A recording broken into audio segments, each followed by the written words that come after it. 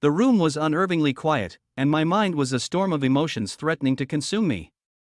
I sat across the mahogany dining table from Claire, my wife of 12 years, studying her as she absently stirred her coffee. She didn't meet my gaze. The once vibrant woman I fell in love with had become a stranger, her laughter rare, her touches cold, and her gaze distant, I had known for months. The late-night meetings, the sudden obsession with her phone, the faint traces of cologne that weren't mine, they were clues I couldn't ignore. But the receipt for a hotel room I found in her purse was the damning proof. Claire was having an affair. The anger, betrayal, and sadness came in waves, each stronger than the last, threatening to drown me.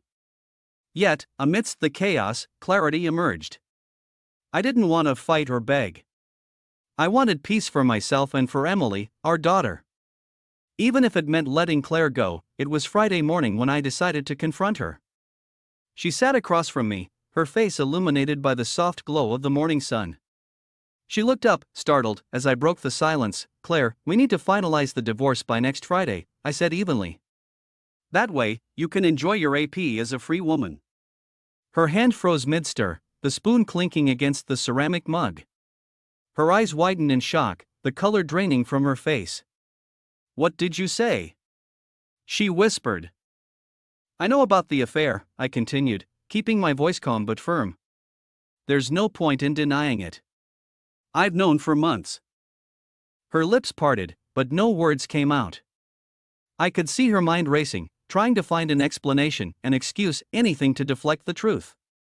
"But she must have realized it was futile. Who told you?" she finally managed to ask, her voice trembling. "No one needed to." "Your actions spoke loud enough," I replied, leaning back in my chair. "The late nights, the secrecy, the hotel receipt. It's all there." Her face crumpled, and tears welled up in her eyes. "I'm sorry. I never meant for it to get this far," she whispered. I held up a hand, silencing her. "I'm not here to listen to excuses or apologies. I just want to move forward. We'll settle this amicably, for our sake and for Emily." At the mention of our 10-year-old daughter, Claire's tears spilled over.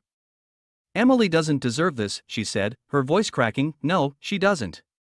"Which is why we need to handle this maturely," I said. "I've already spoken to a lawyer. The papers will be ready by Monday. We can finalize everything by Friday." The week that followed was a whirlwind of emotions. Claire oscillated between guilt and anger, apologizing one moment and lashing out the next. I remained steadfast, refusing to be drawn into heated arguments. My calm demeanor only seemed to infuriate her more. Emily, sensing the tension, asked questions I wasn't prepared to answer. "Are you and Mommy mad at each other?" she asked one evening as I tucked her into bed. "We're just figuring some things out, sweetheart," I said gently, brushing her hair back. "But we both love you very much. That will never change." Claire avoided me as much as possible, spending more time at her friend Sarah's house or, I suspected, with her lover. I didn't ask, and she didn't offer any explanations. By Wednesday, the papers were ready. I handed them to Claire after dinner. "Take your time to review these," I said. "If there's anything you want to discuss, let me know." She nodded mutely, clutching the documents like a lifeline. That night, she sat alone in the living room, staring at the papers. The reality of her actions hit her like a freight train. She had betrayed the man who had stood by her through thick and thin. The father of her child, the partner she once vowed to love forever. Thursday evening, Claire approached me in the study. I looked up from my laptop, my expression neutral. "Thomas, can we talk?" she asked hesitantly. I closed the laptop and gestured for her to sit. "What's on your mind?" "I've been thinking about everything," she began, her voice shaky. "About us, about Emily, about what I've done. I don't know how to fix this." I sighed, leaning forward. "Claire, this isn't something that can be fixed. Trust, once broken, is hard to rebuild. And honestly, I don't think I want to."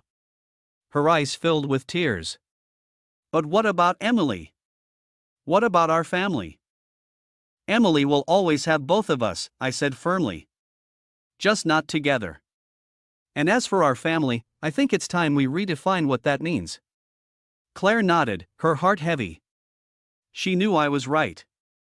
Our marriage was over, and clinging to it would only cause more pain. She lingered for a moment, her gaze softening. Do you remember the time we danced in the kitchen to that old jazz record? She asked suddenly, a bittersweet smile forming on her lips. I looked at her, caught off guard by the memory.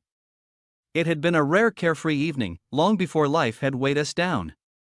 I remember, I said softly. You were wearing that red dress, and you made me spin you until you were dizzy. You caught me when I almost fell. She murmured, her voice barely audible. You always caught me, Thomas. I didn't respond. The weight of those words settled between us, a reminder of what once was and what could never be again. Friday came faster than I expected. We met at the lawyer's office, where Claire signed the divorce papers with trembling hands. I signed my name with a steady grip, my emotions locked tightly behind a calm exterior. As we left the office, Claire turned to me. Thomas, for what it's worth, I'm truly sorry. I looked at her for a long moment before nodding. I know. Take care of yourself, Claire. She reached out, her fingers grazing mine briefly. It was a touch filled with unspoken words, a silent goodbye to a love that had burned brightly but couldn't withstand the storm. We parted ways, each carrying the weight of our decisions. For me, it was the beginning of a new chapter, one filled with uncertainty but also the promise of peace. For Claire, it was a time of reflection, a chance to rebuild and, hopefully, become a better person, and for Emily, it was a reminder that even in the face of brokenness, love could endure in different forms.